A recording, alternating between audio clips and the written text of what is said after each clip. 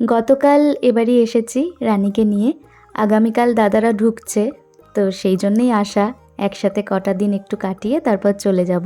তো আজকে আমি রান্নাবান্না করলাম, মেনুতে ছিল ভাত, আর গরমে আর কিছু ভালো লাগছিল না, একটু পোস্ত খেতে ইচ্ছা করছিল, তো কাঁচা পোস্ত বাটা, এটা তো ভীষণ লোভনীয় একটা জিনিস আর আমার ভীষণ প্রিয়।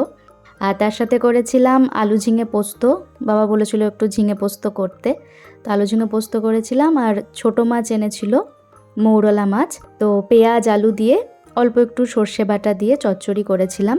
আর অনেক দিন বিউলির ডাল খাওয়া হয়নি, তো আজকে একটু ইচ্ছা করছিল একদম পাতলা করে বিউলির ডাল, আর মানে একদম সামান্য তেলে সেদ্ধ সেদ্ধ ডাল, ওভাবেই করেছি। যা ভ্যাপসা গরম, খাওয়া দাওয়াটা একটু ভেবেচিন্তেই করতে হবে।